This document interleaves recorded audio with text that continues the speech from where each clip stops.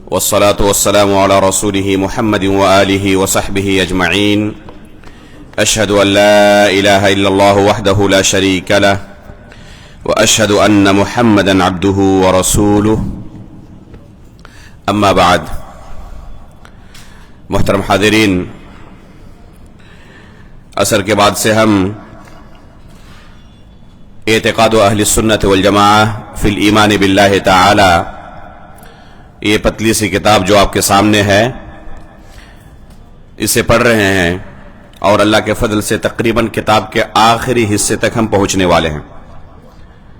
نماز سے پہلے ہم نے اللہ رب العالمین کے ان ناموں کے بارے میں جانا جن ناموں میں اللہ رب العالمین کی بڑائی، کبریائی، عظمت، اللہ رب العالمین کی بے نیازی، اللہ رب العالمین کی مالداری اور ان تمام ناموں کے بارے میں بیان ہوا ہے. اسی طرح اللہ رب العالمین کی ایسی صفات جن میں ایک مسلمان اللہ رب العالمین سے بہت سارے عیوب و نقائص کا انکار کرتا ہے اور اپنے رب کے بارے میں گواہی دیتا ہے کہ ہمارا رب ان تمام عیوب سے، کمیوں سے پاک ہے، تو ان کو صفات منفیہ کہتے ہیں. اور ہم نے اس بارے میں اصول و ضابطہ سنا کہ ہم ان صفات کی اللہ سے نفی کرتے ہیں جن میں عیب پایا جاتا ہے، اور ساتھ میں یہ عقیدہ رکھتے ہیں کہ اس کا جو اپوزٹ معنی ہے اس میں اللہ رب العالمین کمال کو پہنچا ہوا ہے. اس کے بعد آگے چند ناموں کا اور چند صفات کا تذکرہ ہے اللہ رب العالمین کے بارے میں، اور اللہ رب العالمین کے ناموں اور صفات کے بارے میں یہ آخری پیراگراف ہے اس کتاب کے اندر. العلی الکبیر المتعال، العظیم الجبار المتکبر، وسع کرسیہ السماوات والارض ولا يؤوده حفظهما والارض جميعا قبضته يوم القيامة والسماوات مطويات بيمينه فالله اکبر. اس میں سب سے پہلے اللہ رب العالمین کے ایک نام العلی کا تذکرہ ہے. ہم نے تھوڑی دیر پہلے کہا تھا کہ العلی، الاعلی اور المتعال، یہ تینوں نام اللہ رب العالمین کے صفت علو پر دلالت کرتے ہیں کہ اللہ رب العالمین بلند و بالا ہے، سب سے بلند ہے اور اس سے اوپر کچھ بھی نہیں ہے. وَهُوَ الْقَاهِرُ فَوْقَ عِبَادِهِ، کہ اللہ رب العالمین اپنے بندوں کے اوپر ہے اور قاہر ہے، غلبے والا ہے. تو اللہ رب العالمین کے لیے صفت علو کا ان تینوں ناموں میں اثبات ہے. العلو، العلی، الاعلی اور المتعال کے اندر علو کا معنی پایا جاتا ہے، بلند ہونے کا معنی پایا جاتا ہے. تو ہمارا رب سب سے بلند و بالا ہے. اور اللہ رب العالمین کہاں پر ہے؟ عرش پر ہے، جو کہ سب سے عالی مخلوق ہے، اور اللہ رب العالمین اس کے اوپر ہے.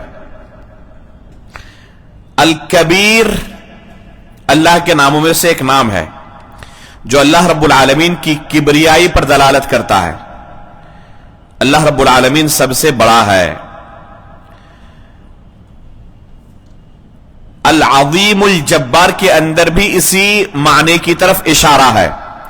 العظیم اللہ رب العالمین کی عظمت پر دلالت کرتا ہے کہ ہمارا پروردگار عظمت والا ہے، بڑا عظیم ہے. الجبار المتکبر، ان دونوں ناموں میں اللہ رب العالمین کی قوت اور غلبے کا معنی پایا جاتا ہے کہ اللہ رب العالمین قوت اور غلبے والا ہے. اللہ رب العالمین کے لیے بس لائق اور زیبا ہے کہ وہ کبر کرے. کبر اللہ کے علاوہ کسی کے لیے جچتا نہیں ہے. چنانچہ اللہ رب العالمین نے فرمایا، حدیث قدسی ہے، الکبریاء ردائی والعظمت ازاری، کہ کبریا جو ہے، تکبر کرنا، یہ میری چادر ہے، اور عظمت یہ میرا اظہار ہے.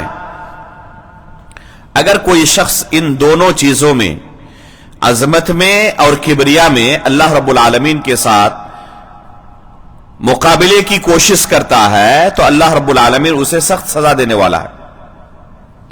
اللہ رب العالمین اسے جہنم رسید کرنے والا ہے اگر کوئی اللہ رب العالمین سے مقابلے کی کوشش کرے کبریائی میں اور عظمت میں.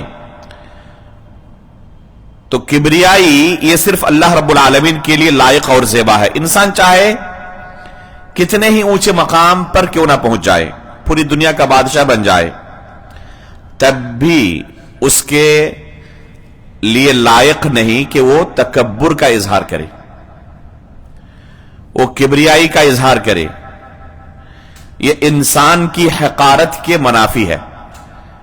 انسان اتنا لاچار ہے، حقیر ہے، بے بس ہے کہ اس کے لیے لائق نہیں کہ وہ تکبر کا مظاہرہ کرے. اللہ رب العالمین اگر کوئی انسان تکبر کا مظاہرہ کرے، تکبر کا اظہار کرے تو اسے ناپسند کرتا ہے. قرآن میں اللہ رب العالمین نے کیا فرمایا؟ لا يحب كل مختال فخور. اللہ رب العالمین فخر کرنے والے کو پسند نہیں کرتا. چاہے انسان کتنے ہی اونچے مقام پر پہنچ جائے، اللہ کے رسول کے مقام تک پہنچ سکتا ہے.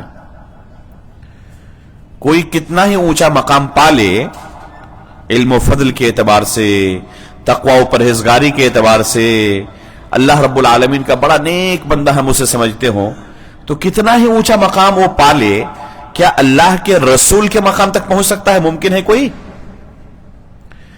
اللہ کے رسول نے خود اپنے بارے میں کیا کہا؟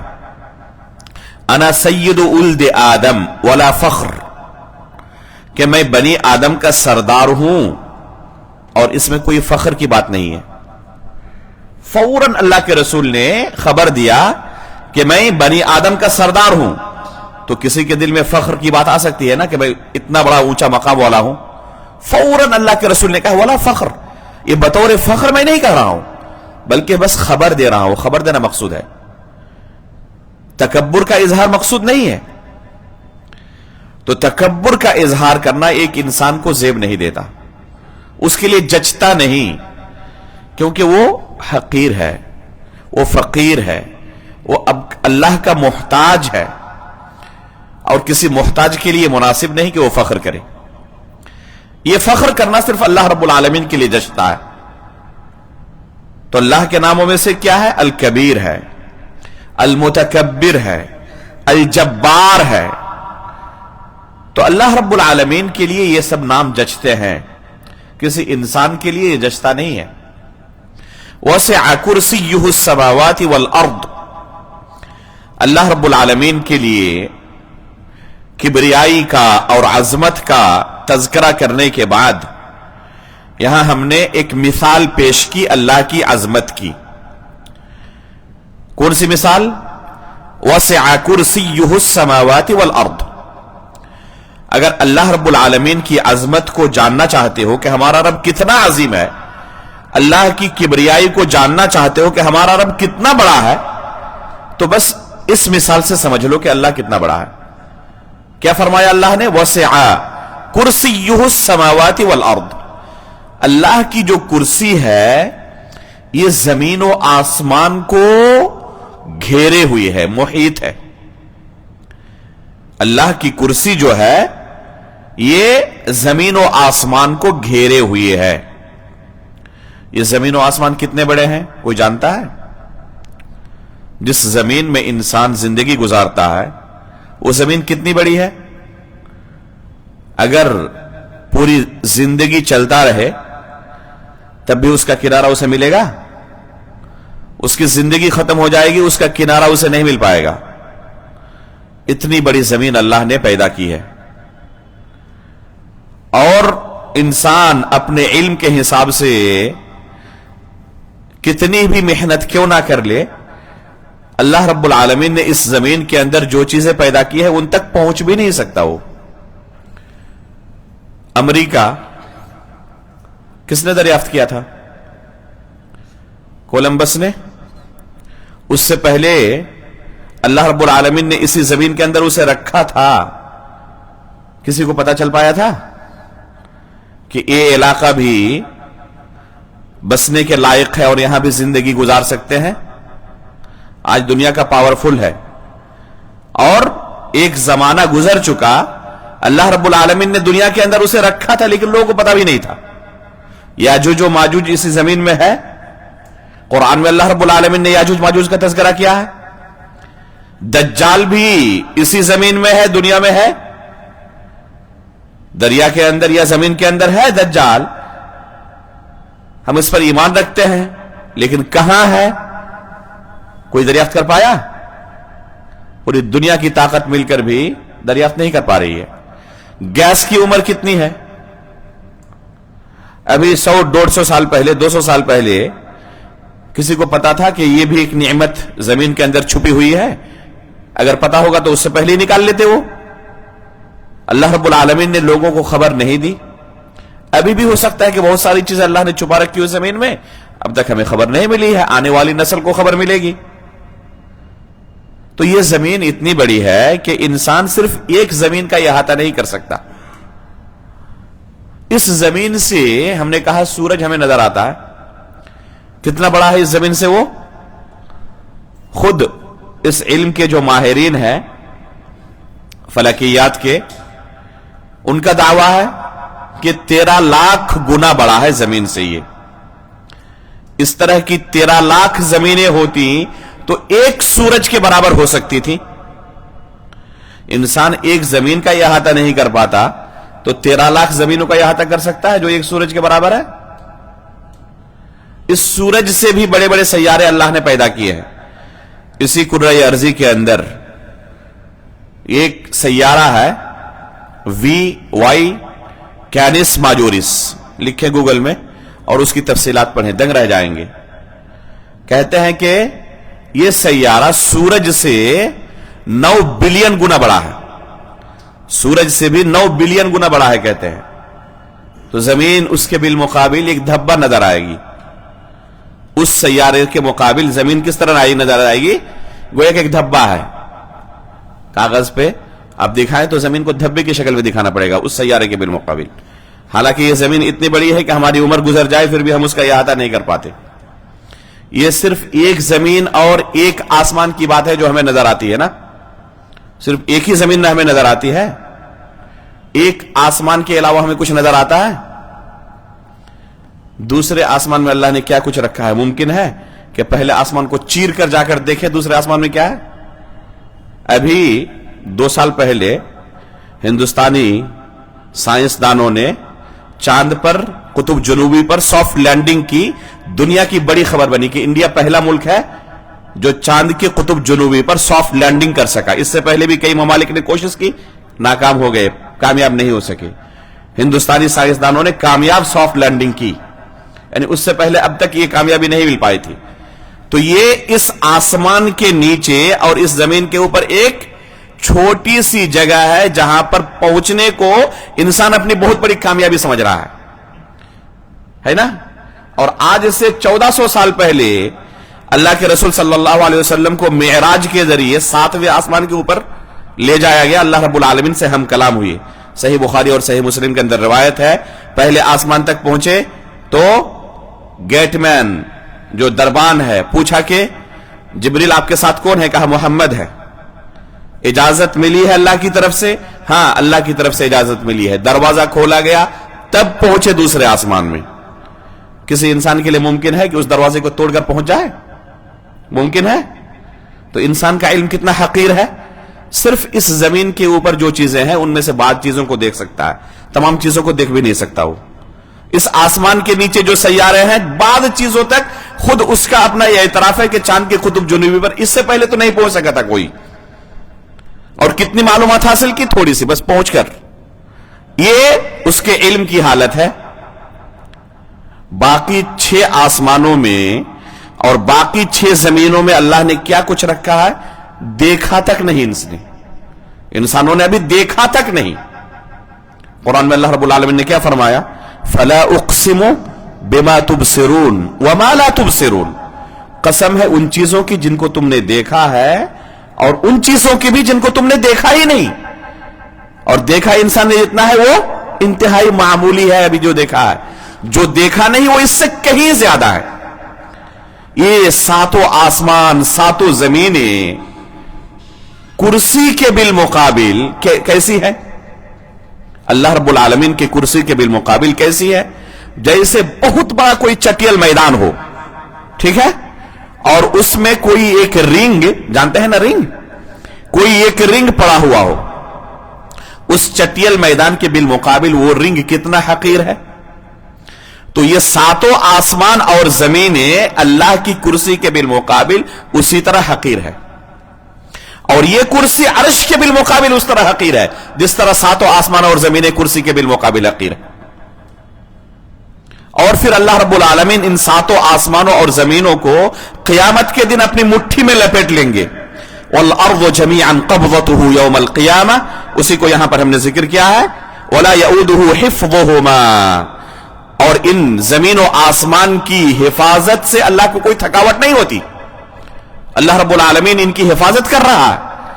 وَالْأَرْضُ جَمِيعًا قَبْضَتُهُ يَوْمَ الْقِيَامَةِ وَالسَّمَاوَاتُ مَطْوِيَّاتٌ بِيَمِينِهِ، اور یہ تمام زمینیں قیامت کے دن اللہ تعالیٰ کی مٹھی میں ہوں گی، اور آسمان اللہ رب العالمین کے داہنے ہاتھ میں لپٹے ہوئے ہوں گے۔ فاللہ اکبر، تو اللہ سب سے بڑا ہے۔ یہ تمام مخلوقات اتنی بڑی ہیں کہ انسان کا عقل تک وہاں نہ پہنچے، انسان کی عقل تک وہاں نہ پہنچے۔ اور ان تمام مخلوقات کا خالق کون ہے؟ کس نے پیدا کیا؟ اللہ رب العالمین نے پیدا کیا ہے۔ تو کیا یہ عقل مندی کی بات ہوگی کہ اس رب کو چھوڑ کر ہم کسی حقیر فقیر کو اپنا معبود بنا لیں؟ کیا عبادت اتنی سستی ہے کہ کسی کے لیے بھی ہم اسے فوراً سونپ دیں؟ نہیں، ہماری یہ پیشانی اتنی سستی نہیں ہے، عبادت اتنی سستی چیز نہیں ہے کہ کسی کے لیے بھی انجام دیں۔ یہ بس اور اللہ رب العالمین کا ہی حق ہے، اللہ رب العالمین کے لیے ہی ہم عبادت انجام دے سکتے ہیں۔ تو یہ ہمارا پروردگار ہے جس کی یہ صفات اللہ نے قرآن میں بیان کی ہیں، اللہ کے رسول صلی اللہ علیہ وسلم سے ہمیں اپنے رب کی یہ پہچان ملی ہے۔ اس کے بعد فرماتے ہیں وَاعْلَمْ رَحِمَكَ اللَّهُ أَنَّ الْخَالِقَ الَّذِي لَهُ هَذِهِ الْأَسْمَاءُ الْحُسْنَى وَالصِّفَاتُ الْعُلَى هو المستحق للعبادت وحدہ لا سوا، کہ جس رب کے یہ پیارے پیارے نام ہیں، جس خالق کے، جس نے ان تمام چیزوں کو پیدا کیا، جس کے یہ پیارے پیارے نام ہیں اور پیاری انتہائی اعلی صفات ہیں، بلند و بالا صفات ہیں، بس وہی عبادت کا مستحق ہو سکتا ہے، وہی بس عبادت کا، ہر طرح کی عبادت، جسے کچھ لوگ پوجا کہتے ہیں، تو اس کا مستحق فقط اور فقط اللہ رب العالمین ہو سکتا ہے، جس کی یہ صفات ہے، جس نے ہر چیز کو پیدا کیا۔ اس کے سوا، اس کے علاوہ کوئی دوسرا اس عبادت کا مستحق نہیں ہو سکتا۔ فمن قصد بعبادته الى الہ لیست له هذه الصفات فانما يعبد غیر اللہ، اگر کوئی عبادت کے وقت کسی ایسے معبود کا قصد کرے جس معبود کی یہ صفات نہیں ہے، جو صفات ابھی ہم نے اپنے رب کی بیان کی ہیں، جو سنا ہم نے ابھی، اگر کوئی عبادت کے وقت ان صفات کے حامل معبود کی عبادت نہیں کرتا، بلکہ ایسے معبود کی عبادت کرتا ہے جو لاچار ہے، بے بس ہے، کمزور ہے، خود اپنا دفاع نہیں کر سکتا، کوئی مارے اس کو تو ایسے معبود کی اگر کوئی عبادت کرتا ہے تو وہ اللہ کی عبادت نہیں کرتا، کسی دوسرے کی عبادت کرتا ہے، اور اس کا یہ معبود کبھی بھی حقیقی معبود نہیں ہو سکتا۔ وَلَيْسَ مَعْبُودُهُ ذَلِكَ بِإِلَٰهِ، اس کا یہ معبود جس کی عبادت کر رہا ہے نا اللہ کو چھوڑ کر، یہ حقیقی معبود کبھی بھی نہیں ہو سکتا۔ وَاللَّهُ لَا يَغْفِرُ أَن يُشْرَكَ بِهِ وَيَغْفِرُ مَا دُونَ ذَلِكَ لِمَن يَشَاءُ، اور اللہ رب العالمین اس عمل کو جو کہ شرک ہے کبھی بھی معاف نہیں کرتا۔ اس کے علاوہ دوسری گناہوں کو چاہے تو اللہ رب العالمین معاف کر سکتا ہے۔ قرآن میں اللہ رب العالمین نے کیا کہا؟ دیکھیں، ہر شخص کے اندر، چاہے وہ مسلمان ہو چاہے غیر مسلم ہو، ہر شخص کے اندر اللہ رب العالمین نے جنت کی تمنا رکھی ہے، اس لیے آپ دیکھیں گے غیر مسلموں کو بھی جن کی وفات ہو چکی ہے ان کے نام کے آگے کیا لکھتے ہیں؟ سورگی، یعنی ان کو سورگ مل چکا ہے، خواہش ہے جنت پانے کی. تو یہ خواہش جو ہے جنت کی نا ہر ایک کے دل میں ہے. اللہ رب العالمین کیا فرما رہا ہے؟ انہ من یشرک باللہ فقد حرم اللہ علیہ الجنہ، کہ جو اللہ کے ساتھ شرک کرے گا نا، اللہ کی عبادت صرف نہیں کرتا بلکہ دوسرے کے سامنے بھی سر جھکاتا ہے، تو اللہ رب العالمین نے اس کے لیے جنت کو حرام قرار دیا ہے. یہ بندہ کبھی جنت نہیں جا سکتا، ہمیشہ جہنم کی آگ میں جلتا رہے گا. ایسی زندگی جو کبھی ختم نہیں ہونے والی ہے، اس کے جنت جانے کی کوئی امید نہیں. یہ ہے شرک کا گناہ، اللہ رب العالمین کو اپنا معبود حقیقی نہ تسلیم کرنے کا انجام. اس لیے جب اللہ نے آپ کو عقل دیا ہے، اسی عقل کی بنا پر آپ فیصلہ کرتے ہیں کہ میری زندگی میں یہ بہتر ہے، یہ برا ہے. اپنے ہر کام کو آپ اسی طرح انجام دیتے ہیں. کھانا کھاتے ہیں کیونکہ کھانا نہیں کھائیں گے تو مر جائیں گے، بیمار پڑ جائیں گے. اور کھانا کھانے کے بعد جب آپ کو پیشاب پاخانے کی ضرورت پڑتی ہے تو بستر پر آپ پیشاب پاخانہ نہیں کرتے، ٹوائلٹ جاتے ہیں. کیوں؟ کیونکہ اگر بستر پر پیشاب پاخانہ کر دیا تو عقل کہتی ہے کہ اس کا جو انجام ہوگا بڑا برا ہوگا، اس انجام کو ہم قبول نہیں کر پائیں گے، بدبو پھیل جائے گی، یہاں پر سونا اور یہاں پر کھانا پینا ممکن نہیں رہے گا. اس لیے کسی شخص کو آپ نے دیکھا کہ وہ بستر پر پیشاب پاخانہ کرتا ہو؟ کیوں نہیں کرتا؟ یہ عقل جو اللہ نے دی ہے نا، اس بنا پر وہ فیصلہ کرتا ہے کہ یہ انجام اس کا بڑا برا ہوگا. اسی عقل کے ذریعے وہ اچھی طرح پہچان سکتا ہے کہ جن معبودوں کے سامنے ہم اپنا سر جھکا رہے ہیں یہ تو ہمارا معبود نہیں ہو سکتے، یہ خود کمزور ہے، لاچار ہے، بے بس ہے. جب معبود برحق بس اللہ رب العالمین ہے، اس کے باوجود اس نے اسلام قبول نہیں کیا اور شرک پر اڑا رہا کہ میں شرک کروں گا، تو یہ سزا اس کی جو ہوگی، جیسے پیشاب پاخانہ کر دے بستر پر تو اس کی سزا کیا ہے؟ بدبو میں رہے. تو شرک کی سزا کیا ہوگی کہ ہمیشہ جہنم کی آگ میں جلتا رہے گا، کبھی اسے جنت نہیں مل سکتی. ان اللہ لا یغفر ان یشرک بہ ویغفر ما دون ذلک لمن یشاء. اللہ رب العالمین شرک کا گناہ کبھی معاف نہیں کرتا، اس کے علاوہ جو گناہ چاہے اللہ رب العالمین معاف کر سکتا ہے. اس کے بعد کہتے ہیں فَأَهْلُ السُّنَّةِ وَالْجَمَاعَةِ بِهَذَا الرَّبِّ يُؤْمِنُونَ. اہل سنت والجماعہ اس رب کے اوپر ایمان لاتے ہیں. ایمان کے 6 ارکان میں سے پہلا رکن یہی ہے کہ اللہ رب العالمین پر ایمان لائے. تو اس رب پر ہم ایمان لاتے ہیں. وَإِيَّاهُ يَعْبُدُونَ وَيَدْعُونَ، اور اسی رب کی عبادت بھی کرتے ہیں. مصیبت کے وقت اسی رب کو پکارتے ہیں، اس کے علاوہ کسی دوسرے کو نہیں پکارتے. وَيُحِبُّونَ وَيَخْشَوْنَ، اسی رب سے بے پناہ محبت بھی کرتے ہیں اور ساتھ میں اس کے عذاب سے ڈرتے بھی ہیں کہ اگر اس کا حق ہم نے ادا نہیں کیا تو اللہ رب العالمین ہمیں سوال کرے گا، ہماری گرفت کر سکتا ہے. تو اس رب سے ڈرتے بھی ہیں، محبت بھی کرتے ہیں، امید بھی رکھتے ہیں کہ اللہ کی جنت ملے گی، ساتھ میں ڈرتے بھی ہیں کہ اللہ تعالیٰ کی عبادت کرتے ہوئے اگر اس کا حق ہم نے ادا نہیں کیا جس طرح عبادت کرنی چاہیے تو ہمیں سزا بھی مل سکتی ہے. وَيَخَافُونَ وَيَرْجُونَ، خوف بھی اللہ سے کرتے ہیں، امید بھی کرتے ہیں.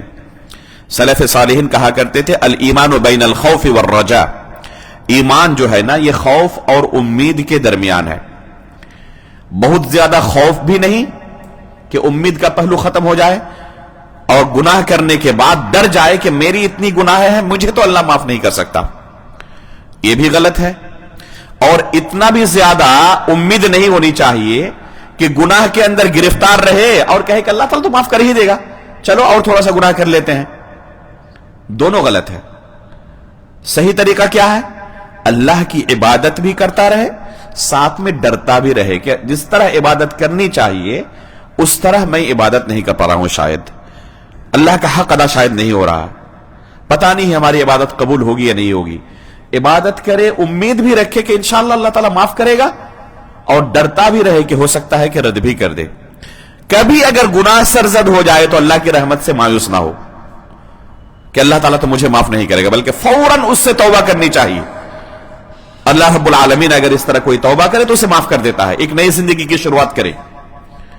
توبہ کرنے کے بعد انسان کیسا ہو جاتا ہے؟ گویا کہ اس نے گناہ کیا ہی نہیں۔ اور اسلام قبول کرنے کے بعد کوئی کیسا ہوتا ہے؟ گویا کہ آج ہی وہ دنیا میں پیدا ہوا ہے۔ کوئی دنیا میں جب پیدا ہوتا ہے تو اس کے کھاتے میں کوئی گناہ لکھا ہوتا؟ ایک دم کورے کاغذ کی طرح۔ تو کوئی اسلام جب قبول کرتا ہے تو اس کے تمام گناہ اس سے پہلے جو اس نے انجام دیا ہے سب کے سب معاف ہو جاتے ہیں، اور ایک نئی زندگی کی شروعات کرتا ہے۔ تو یہ ہے ایک مؤمن کی علامت کہ خوف اور امید کے درمیان اپنی زندگی گزارتا ہے۔ وَلَهُ يُصَلُّونَ وَيَصُومُونَ، اور اللہ کے لیے ہی روزہ رکھتا ہے، نماز ادا کرتا ہے۔ ابراہیم علیہ السلام کی دعا اللہ رب العالمین نے جو قرآن میں نقل کی ہے، کیا فرماتے ہیں؟ ان صلاتی ونسکی ومحیای ومماتی للہ رب العالمین۔ تو یہ طریقہ ہوگا ایک مسلمان کا کہ عبادت ہر طرح کی وہ اللہ رب العالمین کے لیے انجام دیتا ہے۔ وَيُزَكُّونَ وَيَحُجُّونَ، زکوٰۃ اللہ کے لیے نکالتے، حج اللہ کے لیے کرتے ہیں، کسی دوسرے کے لیے نہیں۔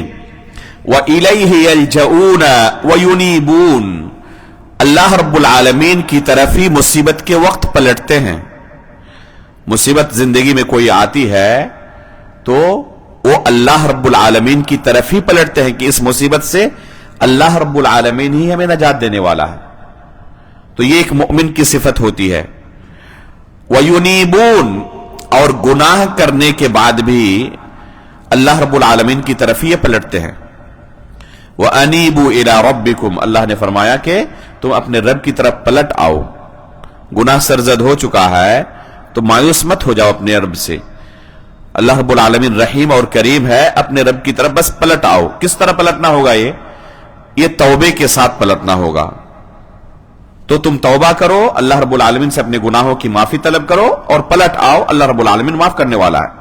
وَيَتَقَرَّبُونَ بِالذَّبْحِ وَالنَّذْرِ وَيُسَارِعُونَ، اور اللہ رب العالمین کی قربت اختیار کرتے ہیں۔ یہ تمام کے تمام عبادت کی قسمیں ہیں۔ بعض عبادت ایسی ہے جن کا تعلق دل سے ہے، اور بعض عبادت ایسی ہے جن کا تعلق اعضاء و جوارح سے ہے، بعض عبادت ایسی ہے جن کا تعلق زبان سے ادا کرنے سے ہے، اور بعض عبادت ایسی ہے جن کا تعلق مال سے ہے۔ تو وَيَتَقَرَّبُونَ بِالذَّبْحِ وَالنَّذْرِ، اور اللہ رب العالمین کی قربت حاصل کرتے ہیں ذبح کے ذریعے، جانور ذبح کر کے۔ یہاں پر جس ذبح کو اللہ کی قربت کا ذریعہ کہا گیا ہے وہ ہے بہیمۃ الانعام کو اللہ رب العالمین کی بارگاہ میں قربان کرنا۔ تمام جانوروں کی قربانی مقصود یہاں پر نہیں ہے۔ بہیمۃ الانعام کن کو کہتے ہیں؟ چوپائے جانور، ایسے جانور جو چوپائے ہوں اور لوگوں کے درمیان رہتے ہوں، جنگلی نہ ہوں۔ تو ایسے چوپائے جانور کو ذبح کر کے اللہ رب العالمین کی قربت حاصل کی جائے گی۔ جیسے اونٹ ہے، بکری ہے، ہرن ہے۔ ہرن ہے، یہ چوپایا یہ نہیں ہے، بہیمۃ الانعام میں سے نہیں ہے۔ بہیمۃ الانعام میں سے ہے، وہ حلال ہے لیکن بہیمۃ الانعام میں سے نہیں ہے۔ مرغی ہے، بہیمۃ الانعام میں سے ہے، چوپایا نہیں ہے۔ بہیمۃ الانعام ہی فقط ذبح کے ذریعے اللہ کی قربت حاصل کی جا سکتی۔ یہ جو عبادت ہے الذبح للہ عز وجل، ایک عبادت ہے، اور یہ عبادت مقید ہے بہیمۃ الانعام کے ساتھ۔ اس کے علاوہ دوسرے جانوروں کے ساتھ یہ عبادت حاصل نہیں ہوگی۔ لہذا اگر کوئی ہرن کو ذبح کرے تو اس سے یہ عبادت حاصل نہیں ہوگی، مرغی ذبح کرے تو اس سے عبادت حاصل نہیں ہوگی۔ البتہ غیر اللہ کے لیے ذبح کرے تو ضرور شرک ہو جائے گا۔ غیر اللہ کے لیے ذبح کرے تو ضرور وہ شرک ہو جائے گا۔ تو یہ عبادت جو ہے مرغی وغیرہ ذبح کر کے، یہ کوئی مستقل عبادت نہیں ہے۔ اب اگر کوئی اس کے ذریعے نیکی کرنا چاہے تو اس کا کیا طریقہ ہوگا؟ ذبح کرنے کے بعد گوشت تیار کرے اور گوشت صدقہ کرے، اس کا کھانا پکا کر لوگوں کو کھلائے، اس سے نیکی ملے گی۔ لیکن ذبح بذات خود جو عبادت ہے وہ اس جانور کو ذبح کرنا نہیں ہے، وہ بہیمۃ الانعام جس کی قربانی ہوتی ہے، جس کی قربانی جائز ہوتی ہے نا. قربانی کے موقع پر یہ سنتے ہیں آیت، تو یہی جانور ہیں جن کو ذبح کر کے ایک انسان اللہ رب العالمین کا تقرب حاصل کر سکتا ہے، دوسرے جانور نہیں. جو جنگلی ہیں وہ بھی نہیں، اور جو چوپائے نہیں وہ بھی نہیں. یہ تمام کے تمام جانور خارج ہیں، گرچہ ان کا کھانا حلال ہو، ان کو ذبح کر کے تقرب حاصل نہیں کیا جا سکتا اللہ رب العالمین کا. البتہ دوسرے طریقے سے پھر نیکی حاصل کی جا سکتی ہے کہ گوشت ان کا کیا کریں، تقسیم کریں لوگوں کے درمیان، کھانا کھلائے لوگوں کو، تو نیکی ملے گی. لیکن بذات خود ذبح یہ عبادت نہیں ہوگی. اسی طرح نظر کے ذریعے اللہ رب العالمین کا تقرب حاصل کرتے ہیں. یہ نظر کون سا نظر ہے؟ اس نظر سے مراد وہ نظر ہے جسے علماء نظر الطاعہ کہتے ہیں.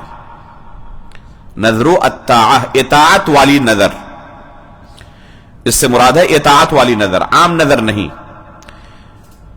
جیسے اگر کوئی شخص نظر مانے کہ امتحان میں اگر پہلی پوزیشن آ گئی تو میں روزانہ صبح کو 10 روپے صدقہ کروں گا 1 مہینے تک، تو اس نے نظر جو مانی ہے کسی چیز کے حاصل ہونے کے بالمقابل مانی کہ اگر مجھے یہ فائدہ ملا تو دوں گا، نہ ملا تو نہیں دوں گا. تو اسے نظر معلق کہتے ہیں. اور اس طرح کے نظر ماننے سے شریعت نے ہمیں منع کیا ہے، اس طرح کے نظر ماننے سے شریعت نے ہمیں منع کیا ہے. اور علماء کہتے ہیں کہ اس طرح کا نظر ماننا مکروہ عمل ہے. البتہ کوئی مان لے تو پھر پورا کرنا واجب ہے. یہاں جو نظر ہے وَيَتَقَرَّبُونَ بِالذَّبْحِ وَالنَّذْرِ، اس نظر سے مراد نظر الطاعہ ہے کہ کسی چیز کے بالمقابل وہ نظر نہیں مان رہا، کسی چیز کے بالمقابل نہیں. نظر مانے کہ روزانہ میں اللہ رب العالمین کے راستے میں 10 روپے صدقہ کروں گا 1 مہینے تک، کوئی چیز حاصل ہو تب نہیں. تو یہ نظر جو اس نے مانا ہے کہ اللہ رب العالمین کے راستے میں 1 مہینے تک 10 روپے صدقہ کرتا رہوں گا، اس نظر کا پورا کرنا ضروری ہے. اور اس نظر کے ذریعے وہ اللہ رب العالمین کی قربت بھی حاصل کرے گا، اس کو نیکی ملے گی اس نظر کی وجہ سے. تو اس سے مراد وہ نظر ہے. اس کے بعد کہا وَيُسَارِعُونَ، اور نیکی کی طرف سبقت کرتے ہیں. کوئی نیکی کا کام نظر آیا تو ایسا نہیں کہ دوسرے لوگ کریں، آخر میں ہم دیکھتے ہیں کتنے لوگ ساتھ دیتے ہیں اس کے بعد کریں گے ہم. نہیں، نیکی کا کام کوئی نظر آئے تو اس میں سبقت کرتے ہیں. سب سے پہلے مجھے وہاں ہونا چاہیے، سب سے پہلے میں یہ کام کروں گا. جس طرح دنیاوی اعمال میں ہم سب کے اوپر سبقت کرنا چاہتے ہیں، تو اسی طرح نیکی کے معاملات میں سبقت کرتے ہیں. اللہ کے رسول کے پاس کچھ صحابہ کرام آیا اور کہا کہ اللہ کے رسول، یہ جو مالدار حضرات ہیں وہ نیکی کے اندر ہمیشہ سبقت کر جاتے ہیں، اور بہت سارے نیکی ہوتے ہیں مال سے جڑے ہوئے وہ ہم نہیں کر پاتے ہیں، تو کوئی ہمیں طریقہ بتائے. تو اللہ کے رسول نے تسبیحات کے بارے میں ان کو بتایا. پھر ان کو پتا چلا تو انہوں نے بھی تسبیحات شروع کر دی. تو اللہ کے رسول نے کہا کہ ذالک فضل اللہ یؤتی من یشاء، یہ سبقت کی مثال ہے کہ کیسے ان سے ہم آگے بڑھیں. ابو بکر عمر فاروق رضی اللہ تعالیٰ عنہما کا قصہ معروف ہے. جنگ تبوک کے موقع پر جب اللہ کے رسول نے مال صدقہ کرنے کا اعلان کیا تو کیسے ہم ابو بکر سے آگے بڑھیں، یہ جذبہ ہے. تو اس کو کہتے ہیں مسارعت، کہ ہم آگے بڑھے نیکی کے کام میں. جیسے کمپٹیشن ہوتا ہے دنیاوی معاملات میں ہمارے یہاں، تو اس طرح نیکی کے کام میں کمپٹیشن ہو کہ وہ اتنی اللہ کی عبادت کر رہا ہے تو میں اس سے زیادہ کروں گا. تو ایک مومن کی صفت یہ ہے. وَبِهِ يَسْتَعِينُونَ، اور اسی سے مدد طلب کرتے ہیں. إِيَّاكَ نَعْبُدُ وَإِيَّاكَ نَسْتَعِينُ ہم کہتے ہیں ہر نماز میں. وَيَسْتَغِيثُونَ، اور اسی سے فریاد رسی کرتے ہیں. کسی مصیبت میں پھنس جائے تو کسی بابا کو نہیں بلاتے، تو اس وقت اللہ رب العالمین کو بلاتے ہیں. یا عبد القادر الجیلانی مدد نہیں کہتے، یا علی مدد نہیں کہتے، یا حسین مدد نہیں کہتے، بلکہ یا اللہ مدد کہتے ہیں. تو یہ فریاد رسی صرف اللہ رب العالمین سے کرتے ہیں، اس کے علاوہ کسی دوسرے سے نہیں. وَيَعُوذُونَ وَيَلُوذُونَ، اور اللہ رب العالمین کی ہی پناہ طلب کرتے ہیں. اور اللہ رب العالمین کی ہی پناہ طلب کرتے ہیں، اسی کی پناہ میں آتے ہیں، اسی سے اپنے آپ کو بچانے کی کوشش کرتے ہیں۔ یہ یعوذون اور یلوذون دونوں قریب المعنی ہیں۔ فرق یہ ہے کہ لوذ کے معنی میں پوشیدگی ہوتی ہے، سریت ہوتی ہے، جو عوذ کے معنی میں نہیں ہے۔ بس یہ فرق ہے۔ قرآن میں اللہ رب العالمین نے منافقین کی صفت بیان کرتے ہوئے کیا کہا؟ یتسللون منکم لواذا، تو یہ لوذ کے اندر سریت کا معنی پایا جاتا ہے، پوشیدگی کا معنی۔ یہ فرق ہے دونوں میں۔ تو اللہ رب العالمین کے پناہ میں آتے ہیں یہ، جیسے ہم کہتے ہیں نا اعوذ باللہ من الشیطان الرجیم، شیطان رجیم سے میں اللہ کی پناہ طلب کرتا ہوں۔ تو یہ پناہ طلب کرنا صرف اللہ رب العالمین کی ہوگی، اللہ کے علاوہ کسی دوسری کی اگر پناہ طلب کرے تو اعوذ باللہ کی جگہ اعوذ بعبد القادر الجیلانی کہے، شرک ہو جائے گا۔ پناہ صرف اللہ کی طلب کی جائے گی، بس اس کے علاوہ کسی دوسرے کی نہیں۔ وَعَلَىٰ رَبِّهِمْ يَتَوَكَّلُونَ، اور اپنے رب پر یہ توکل کرتے ہیں، بھروسہ کرتے ہیں۔ بھروسہ کرنے کا کیا معنی؟ بھروسہ کرنا کہتے ہیں کہ اسباب اختیار کرنے کے ساتھ ساتھ یہ عقیدہ رکھے کہ ان اسباب میں اللہ تعالیٰ نے تاثیر پیدا کی تو یہ اسباب ہمیں فائدہ پہنچا سکتے ہیں یا نقصان سے بچا سکتے ہیں۔ اللہ تعالیٰ نے تاثیر پیدا نہیں کی تو یہ اسباب ہمیں کچھ بھی فائدہ نہیں پہنچا سکتے اور نہ کوئی نقصان پہنچا سکتے ہیں۔ اسے کہتے ہیں توکل کرنا، اللہ پر بھروسہ کرنا۔ اور کوئی حقیقت میں اللہ رب العالمین پر توکل کرے تو اللہ رب العالمین ایسے بندوں کے لیے کافی ہے۔ اللہ رب العالمین ایسے لوگوں کے لیے راستہ نکال دیتا ہے بچنے کا۔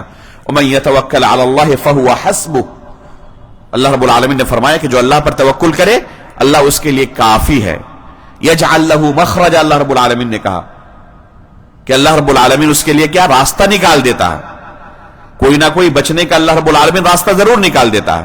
الیس اللہ بکاف عبدہ، کہ اللہ رب العالمین اپنے بندے کے لیے کافی نہیں ہے؟ یقیناً اللہ تعالیٰ کافی ہے ان بندوں کے لیے جو حقیقت میں توکل کرتے ہیں۔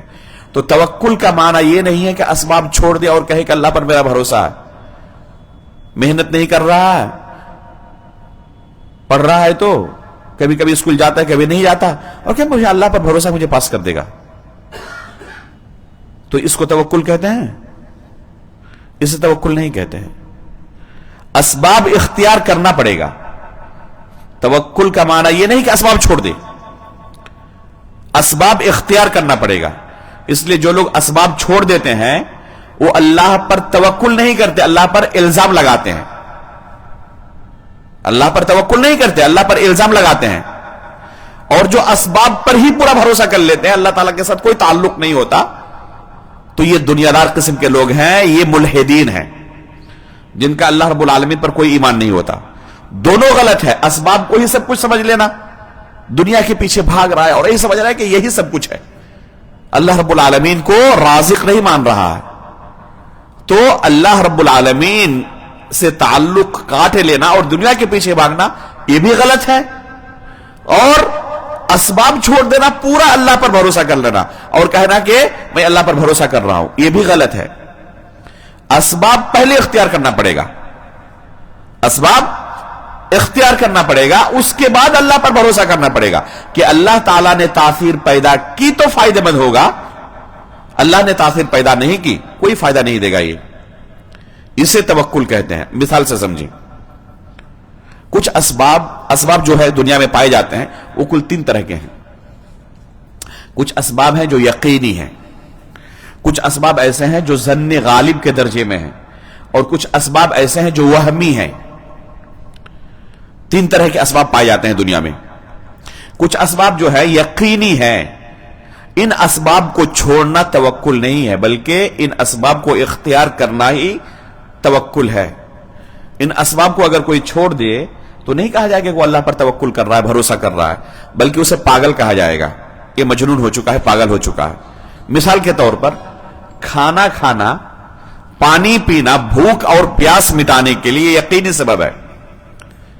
کھانا کھانا، پانی پینا بھوک اور پیاس مٹانے کے لیے کیا ہے؟ یقینی سبب ہے. اب کوئی پیاسا ہے، تڑپ رہا ہے پانی کی وجہ سے، لیکن پی نہیں رہا. کہا کہ اللہ رب العالمین چاہے تو میری پیاس ختم ہوگی اور نہ چاہے تو ختم نہیں ہوگی، اور پانی اٹھا کر منہ میں نہیں لگا رہا ہے. کیا کہا جائے گا؟ اللہ پر بھروسہ کر رہا ہے. یہ کسی کو اولاد کی بڑی خواہش ہے کہ پاس میرے بال بچے ہوں، لیکن شادی نہیں کر رہا ہے. وہ لوگ کہیں گے کہ اس کے دماغ کے علاج کی ضرورت ہے. یہ اللہ پر بھروسہ نہیں کر رہا ہے. کہ نہیں، اللہ پر مجھے پورا بھروسہ ہے، اللہ تعالیٰ چاہے تو ایسے ہی مجھے دے سکتا. مریم علیہ السلام کو کیسے دیا اللہ تعالیٰ نے؟ آدم علیہ السلام کو کیسے پیدا کیا اللہ رب العالمین نے؟ عیسیٰ علیہ السلام کو کیسے پیدا کیا؟ مجھے بھی اللہ رب العالمین دے گا. بغیر شادی کی ہوئی ہے، مجھے اولاد بہت سارے مل جائیں گے، مجھے اللہ پر پورا بھروسہ ہے. کیا کہا جائے گا؟ حقیقت میں بھروسہ ہے. اسی کو توکل کہتے ہیں. یہ توکل نہیں ہے، یہ پاگل پنی ہے. تو جو یقینی اسباب ہیں، ان اسباب کو چھوڑ دینا توکل نہیں ہے. ان اسباب کو اختیار کرنا توکل ہے. لیکن اسباب اختیار کرنے کے ساتھ اسباب پر ہی پورا یقین نہ ہو، بلکہ اسباب اختیار کرنے کے ساتھ اللہ پر اعتماد ہو. اللہ تعالیٰ نے تاثیر پیدا کی تو سبب یہ فائدہ دے گا مجھے. اللہ تعالیٰ نے اگر اولاد دیا تو ہمیں مل سکتے ہیں. کتنے لوگوں نے شادی کی، اولاد ملی؟ نہیں ملی. تو ضروری نہیں ہے کہ ہمیں مل ہی جائے. تو یہ یقین رکھنا. آگ کیا ہے؟ جلانے کی قوت اس کے اندر ہے. پانی ڈبانے کی قوت ہے. تو اگر کوئی شخص آگ میں چھلانگ لگا دے تو کیا کہا جائے گا؟ کہ وہ شخص اپنے آپ کو آگ میں چھلانگ لگانے کی وجہ سے خودکشی کر لیا. لیکن یہ ممکن ہے یا نہیں کہ اللہ رب العالمین اس سبب میں تاثیر پیدا نہ کرے اور نہ جلائے؟ تو یہ عقیدہ رکھنا کہ یہ سبب ہے، تاثیر پیدا کرنے والا اللہ ہے. اللہ نے تاثیر پیدا کیا تو یہ فائدہ پہنچائے گا، نقصان پہنچائے گا. تاثیر پیدا نہیں کیا تو فائدہ بھی نہیں پہنچا سکتا، نقصان بھی نہیں پہنچا سکتا. جیسے ابراہیم علیہ السلام کو آگ کے اندر ڈالا تھا قوم کے لوگوں نے، تو آگ کے اندر تو صفت ہے جلانے کی، لیکن اللہ تعالیٰ نے تاثیر پیدا نہیں کی. جلایا؟ نہیں جلایا. موسیٰ علیہ السلام کو ڈال دیا لوگوں نے، ان کی ماں نے، کس میں؟ دریا میں. اس کے اندر صفت ہے ڈبا دینے کی، اللہ نے تاثیر پیدا نہیں کی، نہیں ڈبایا. موسیٰ علیہ السلام دریائے نیل کے اندر اپنے ساتھیوں کے ساتھ اتر پڑے. پانی دونوں طرف موجود ہے اور بیچ میں خشکی ہو گئی. اللہ رب العالمین نے سبب پیدا نہیں کیا، اثر پیدا نہیں کیا. موسیٰ علیہ السلام گزر چکے. اسی راستے سے فرعون گزرنا چاہا، جو پانی کی اصل کیفیت ہے ڈبا دینے کی، اللہ نے تاثیر پیدا کر دی، ڈوب گئے سب. تو سبب ہم اختیار کریں گے اور اسی سبب کو سب کچھ نہیں مان لیں گے، بلکہ اللہ رب العالمین کے ساتھ ہمارا تعلق برقرار رہے گا کہ اللہ تعالیٰ نے اگر اس سبب کے اندر تاثیر پیدا کی تو ہمارے لیے فائدہ مند ہے، نقصان سے بچانے والا ہے. تاثیر پیدا نہیں کی تو یہ سبب ہمیں کچھ نہیں فائدہ پہنچا سکتا. یہ عقیدہ رکھنا توکل کہلاتا ہے. تو یہ پہلی قسم ہے جو یقینی اسباب ہیں. کچھ اسباب ایسے ہیں جو یقین کے درجے میں نہیں ہے لیکن ظن غالب ہے. جیسے اگر کوئی بیمار پڑے تو ڈاکٹر کے پاس جائے، علاج کرائے. ظن غالب یہی ہے کہ فائدہ پہنچتا ہے اس علاج سے. تو اس طرح کے علاج کو اختیار کرنا اور اس طرح کے اسباب کو اختیار کرنا یہ توکل کے خلاف نہیں ہے. اگر یہ توکل کے خلاف ہوتا تو اللہ کے رسول سب سے پہلے اس سے دور رہتے. لیکن خود اللہ کے رسول نے علاج اختیار کیا ہے اور یہ مشورہ بھی دیا ہے، علاج اختیار کرنے کا حکم بھی دیا ہے. تیسری قسم ہے وہمی اسباب، یعنی اللہ رب العالمین نے اسے سبب نہیں بنایا ہے، لوگوں نے اپنے اوہام کے اندر اسے داخل کر لیا ہے کہ یہ بھی سبب ہے اس چیز کے حاصل کرنے کا، اس فائدے کے حاصل کرنے کا، اس نقصان سے بچنے کا، یہ بھی سبب ہے، حالانکہ حقیقت میں وہ سبب ہے ہی نہیں. مثال کے طور پر تعویذ باندھ لینا کہ فلاں مرض کا علاج بس یہ تعویذ ہے، حقیقت میں سبب ہے یہ سبب ہی نہیں ہے. حقیقت میں اس کے ساتھ اس کا کوئی تعلق نہیں. تو اسے یقینی سبب بھی نہیں کہہ سکتے، ظن غالب بھی نہیں کہہ سکتے، یہ وہمی سبب ہے. اس طرح کے اسباب کو اختیار کرنا توکل کے خلاف ہے اور اس طرح کے اسباب سے دور رہنا ہی توکل ہے. گزشتہ کل کی بات ہے یا پرسوں کی شاید، ایک بندے نے پوچھا، کسی کے پاس گیا تھا، سر میں بہت تیز درد ہو رہا ہے، تو کوئی اس کو نسخہ دیا اسے ہمیشہ اپنے ساتھ رکھنا پڑے گا، جیب کے اندر. اگر سو جائے تو بستر کے اندر، تکیے کے اندر رکھنا پڑے گا، تب سر کا درد ختم ہوگا. تو آپ بتائیں کہ سر میں درد ہو رہا ہے اور جیب میں پڑیا رکھنے سے کیا فرق پڑ جائے گا؟ کوئی جوڑ ہے دونوں کے درمیان؟ کسی کے پیٹھ میں درد ہو رہا ہے تو اب اس کو ڈاکٹر دے کوئی درخت کہ اپنے گھر کے پیچھے اسے جا کے 1 فٹ گڈھا کر کے گاڑ دو. دونوں میں کوئی تعلق ہے؟ اس علاقے میں بنگال میں یہ زیادہ ہی چلتا ہے، کوبیراج کہتے ہیں نا، یا کیا کہتے ہیں؟ تو سب سے زیادہ ان کا بزنس اس علاقے میں چلتا ہے. سب سے زیادہ یہی علاقہ ہے جس میں وہ سب کامیاب ہیں، کروڑ پتی سب ہو جاتے ہیں، اور اکثر و بیشتر مسلمان لوگ ہی جاتے ہیں ان کے پاس اور اپنی پوری جائیداد ان پر لوٹا کے آ جاتے ہیں. افسوس کی بات ہے کہ بہت سارے اہل حدیث بھی ان کے دام فریب میں آ جاتے ہیں اور اپنا مال دولت سب کچھ ان کے قدموں میں لوٹا کے آ جاتے ہیں. یہ سب کے سب وہمی اسباب ہے، توکل کے عین خلاف ہے. اگر کوئی ان طریقوں کو اختیار کرے تو وہ اللہ رب العالمین پر توکل نہیں کرتا. ان اسباب کو چھوڑنا ہی توکل ہے. تو اسباب 3 طرح کے ہیں، ایک طرح کے نہیں ہیں. تو یہ مؤمنین کی صفات اہل سنت والجماعت کی جو حقیقی توکل ہے وہ اللہ رب العالمین پر توکل کرتے ہیں. اور ایسے توکل کرنے والوں کے بارے میں اللہ کے رسول نے فضیلت بیان کی ہے. کیا ہوگا؟ 70,000 بلا حساب و کتاب جنت میں داخل ہوں گے. آخر میں ختم مجلس کی جو دعا ہے اس سے اس کتاب کو بھی ختم کیا گیا ہے. ہم بھی اس دعا کو پڑھتے ہیں اور یہیں سے اس درس کا اختتام ہے.